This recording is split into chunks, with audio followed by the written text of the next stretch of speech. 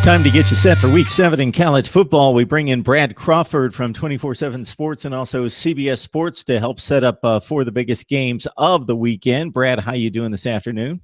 Doing pretty good. It's hard to believe it's already Week 7. I know we're out of September. Certain parts of the country cooling off, showing the fall leaves, and the games getting more and more important as we head through conference play.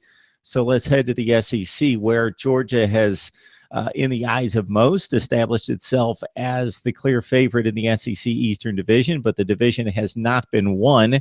So there are teams with a definite shot and certainly have Georgia out in front on the schedule. And one of those teams very much under the radar would be South Carolina. So the Gamecocks have shot off to the good start with the win against North Carolina State. I think Kentucky was kind of the disappointing game at home that they were expected to win, but now they've bounced back in recent weeks, or at least winning big against Arkansas at home last week, and they've got a game against Tennessee. And Butch Jones may be counting the weeks until he's talking about Week 7. He may have only 5 weeks or so left in his tenure in Knoxville.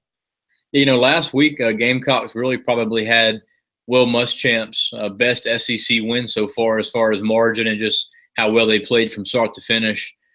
South Carolina had 3 defensive touchdowns in that football game, had a 4th called back, said the runner was down. So very, very solid effort. Now Arkansas gets Alabama Saturday night, so that'll be a 4 or 5 touchdown game there. But getting back to the Gamecocks at Knoxville, South Carolina has only won twice all time at Neyland Stadium. That's probably why odds makers have, Tennessee as the slight favorite in this game. Last 5 years, this matchup has been decided by 3 or 4 points or less. So, I mean, it's a very good, underrated SEC East rivalry. I think both teams, as far as talent is concerned, pretty on an even, level playing field. Butch Jones announced this week that he's starting freshman quarterback Jarrett Garantano against the Gamecocks, benching Dormady. Tennessee's had a bye week to kind of get things figured out on offense. You look at the numbers, and Tennessee is last in the SEC in several categories offensively. John Kelly's kind of the key cog there. But South Carolina, this is a game that if they win, in my opinion, they're still in the SEC East race. 1 game behind Kentucky right now. Florida's hurting. Georgia still hadn't lost, but the Gamecocks do play Florida and Georgia in November. So still very much a solid season up in the air for the Gamecocks.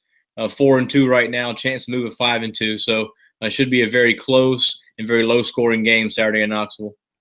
Quinton Dormady won the job out of camp, completing 55% of his passes through the first 5 weeks, 6 touchdowns, 6 interceptions. And to complement the bad offense would be the bad rush defense. So Tennessee not only having issues moving the football and jump-starting the offense, but also last in the SEC in rush defense.